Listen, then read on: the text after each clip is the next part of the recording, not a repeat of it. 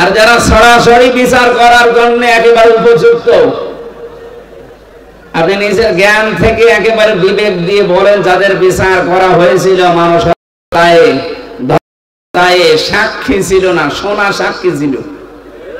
জন্ম নিয়েছে ৭৫-এ, সাক্ষী দিয়েছে ৭১-এ, এরকম ছিল না? কিন্তু এখন যাদের বিচারের জন্য আন্তর্জাতিক অপরাধ ট্রাইব্যুনাল সাজানো হয়েছে, একটারও সোনা সাক্ষী লাগবে না, সব দেখা সাক্ষী। আমি সহ যারা আছি আজকে থেকে পরনারী, সে মোবাইলে দেখেন, কম্পিউটারে দেখেন, আর চোখের সামনে দেখেন, যেখানেই দেখবেন চোখ নিম্নগামী হবেন আর খুলে রাখবেন। বলেন, সুতরাং এই মুহূর্তে যাদের মোবাইলে এরকম কিছু আছে যেটা দেখলে আনন্দ লাগে, অন্য কেউ দেখলে লজ্জা লাগে, এই মুহূর্তে ডিলিট করা লাগবে। এরকম কোন মহিলার ছবি, ড্যান্স, অর্ধ উলঙ্গ, উলঙ্গ যে সিনেমাগুলো যা আছে, যার কাছে যা আছে এই মুহূর্তে ডিলিট করেন। তাড়াতাড়ি করেন, 30 সেকেন্ড সময় দিন। নেন না না, ওয়াজ কিসের? ওয়াজ শুনতে এসেছে, এক্ষণে আমল করা শুরু করা লাগবে।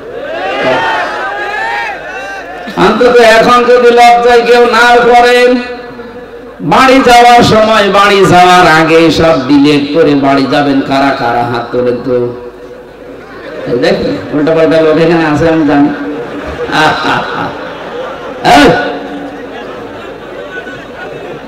যারা আছে বাড়ি যাওয়ার আগে এগুলো শেষ করে যাবে।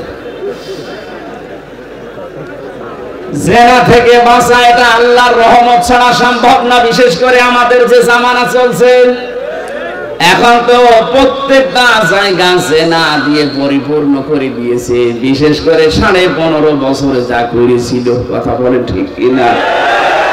জাতিকে আমাদের বাঁচাতে হবে। আমি বলছিলাম, মেয়েটা ডাক দিয়ে বলে, হে রাসূল, আমি যেহেতু জেনা করে ফেলেছি, এখান থেকে যদি মুক্তি পেতে হয় তাহলে যে শাস্তি আছে আল্লাহর কোরআনের, ওইটা প্রয়োগ করেন। ওই শাস্তি যদি হয়ে যায়, দুনিয়াতে কোন অপরাধের শাস্তি যদি হয়, ওই শাস্তির জন্য আল্লাহ কিয়ামতে আর বিচার সাজাবেন না। আপনি দুনিয়ায় চুরি করেছেন, যদি হাত কেটে দেওয়া হয় তাহলে কিয়ামতে এই বিচার আল্লাহ করবে না। মানুষ হত্যা করেছেন, দুনিয়ায় যদি আপনাকে মেরে ফেলা হয় বা দিয়ত দিয়ে যদি আপনি পার পেয়ে যান, তাহলে আপনাকে কিয়ামতের দিন আল্লাহ আর বিচার করবে না। জেনা করেছেন, বিচার হয়ে যাক, কিয়ামতে আল্লাহ এই বিচার আর করবে না। তাহলে আমার প্রশ্ন হচ্ছে, যারা 15.5 বছরে জুলুম, অত্যাচার, নির্যাতন, গুম, খুন, আয়না ঘরের সাথে যারা জড়িত, তারা এই অপরাধগুলো যদি মাফ করাতে চান, যার কাছে অপরাধ করেছেন তার কাছে স্বীকার করে ওর ক্ষতিপূরণ দিয়ে দেন। আমি কথা বোঝাতে পেরেছি? আপনি আয়না ঘরে রেখেছিলেন যাদেরকে, তাদের কাছে যে বলেন যে তোমার বিশাল ক্ষতি করে দিলাম। এই যে ব্যারিস্টার আরমান, আমার আজমি সহ আমি 14 বছরের মানুষ ওখানে দেখেছি আছে, কেউ 5 বছর, 7 বছর, 8 বছর, 10 বছর, 14 বছর করে আছে। শুধুমাত্র আপনাকে পরিচয় দিতে গেলেই মারবে, বলবে আপনার থাকার জায়গা নেই, এই জন্য এরকম ভণ্ডামি করছেন। গ্রামে মসজিদ আছে, ওখানে বারান্দায় রাতটা থাকেন, সকালে ফোটেন, এইটা বলবে আপনার নিজের পরবর্তী প্রজন্ম। আরে ভাই, আমার 3 পুরুষের পরে আমি আর চিনি না। আমার বাবা রিয়াজউদ্দিন, তার বাবা জাহান আলী, তার বাবা নওয়াজউদ্দিন, এরপরে আমি আর চিনি না। সত্যি কথা বলছি, আমি চিনি না। কারণ এর পরে যে কারা আছে, ওকে হিন্দু না মুসলমান তাও জানি না। খুব বেশি হলো না 100 বছর হবে।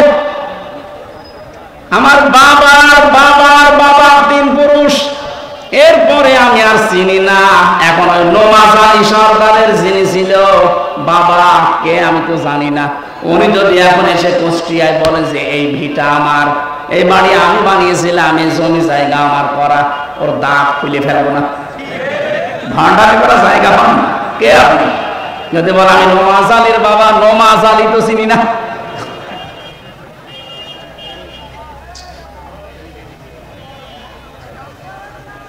দুনিয়ার জীবনটা সত্যি কিন্তু ধোঁকা। এই জন্য হারাম অবৈধ ইনকামের পথে যারা পা বাড়িয়েছেন আপনি থামেন, নয়তো কিন্তু এইটাই আপনার কাল হয়ে দাঁড়াবে।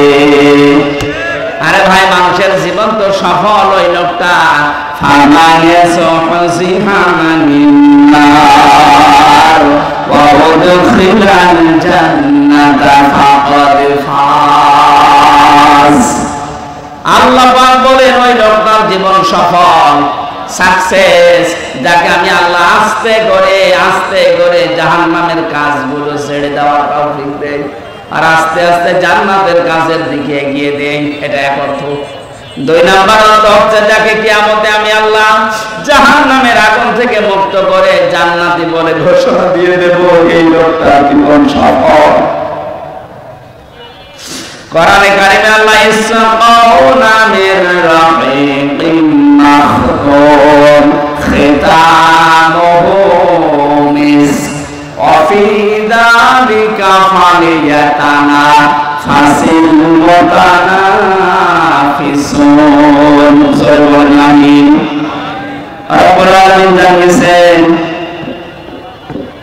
ইসকাউনা মির রাহিকিম মাখতুম। রাহিক শব্দের শাব্দিক অর্থ হচ্ছে শরাব, মদ।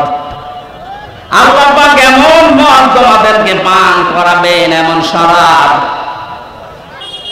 এই মদের বর্ণনা আল্লাহ দিয়েছেন খিতামুহু মিসকুন, মিস্ক আম্বর দিয়ে যার মুখটা আটকানো থাকবে। আজ পর্যন্ত ওই মদের বোতল কেউ খোলে নাই। মদের বোতল এমনিতেই গন্ধ হয়ে যায় যদি আটকে রাখেন কোনো জিনিস, এটা পৃথিবীর নিয়ম। পৃথিবীর কোনো জিনিস যদি কেউ এক জায়গায় রেখে দেয়, যত দামি জিনিস হোক, ওটা নষ্ট হয়ে যাবে। আপনি পানি এক জায়গায় রেখে দেন, দেখেন গন্ধ হবে, পোকামাকড় তৈরি হবে, দুর্গন্ধ বের হবে। কথা বলছে না কেন? পছন্দ হয়ে যাবে। লোহা লক্কড় এক জায়গায় রেখে দেন, দেখেন জং ধরবে, মরিচা পড়বে, আস্তে আস্তে নষ্ট হয়ে যাবে। পৃথিবীর নিয়মই এইটা, কোনো জিনিস এক জায়গায় রাখলে ঠিক থাকে না, আর মুখ আটকালে তো ওটা আগে নষ্ট হয়ে যায়। আল্লাহ পাক বলেন একটা মেয়াদ আছে, এরপরে ওটা ঠিক থাকে না। সে বোতল জাত বলে না, যাই বলেন, আল্লাহ বলেন আমি এমন মাখতুম দিয়েছি, খিতামুহু মিসক, এটা আমি মেশকে আম্বর দিয়ে মুখটা আটকিয়ে দিয়েছি। وفي ذلك فليتنافس المتنافسون। এই মদ যারা খাবে, দিন যত যাবে তাদের চেহারা পাল্টাতে থাকবে, তারা মাতাল হবে না, কোনোদিন হুঁশহারা হবে না। সুতরাং এই জান্নাত পাওয়ার জন্য যারা প্রতিযোগী আছে তাদের প্রতিযোগিতা করা উচিত। কে বলছে? সুতরাং আমাদের এই দশর দুনিয়ায়, এই নশ্বর পৃথিবীতে আমরা যদি বুদ্ধিমান হয়ে থাকি, আমাদের ওই বানানো আল্লাহর যে বাগান জান্নাত, যেটাতে মদ আল্লাহ রেখে দিয়েছেন মুখ ঢেকে, ওইটা পাওয়ার জন্য প্রতিযোগিতা করা দরকার। মিজাজুহু ওয়া মিজাজুহু মিন তাসনিম। আল্লাহ পাক বলেন আমি তাসনিম রেখেছি। আমি আজকে তাসনিমের ব্যাখ্যাটা পেয়েছিলাম। তাসনিম মানে আমরা মনে করি, এটা ব্যাখ্যায়, তাসনিমের ব্যাখ্যায় আছে সবচাইতে উত্তম এবং সুন্দর পানি। বিশ্বের ভেতরে একজনের নাম আপনারা শোনেন, এই যে নীতা আম্বানি, ভারতে বাড়ি। এই মেয়েটা যে পানি খায়, এই পানির নাম অ্যাকোয়া ডি ক্রিস্টোলা। এক এক বোতল 750 গ্রামের বোতলের দাম বাংলাদেশের টাকায় 51 লাখ টাকা। এক বোতল পানি মাত্র 750 গ্রাম, 51 লাখ টাকা দিয়ে এক বোতল পানি খায়। এরকম যদি 10 বোতল পানি রাত দিন মিলে লাগে, হিসাব করে তো কত টাকা আসে।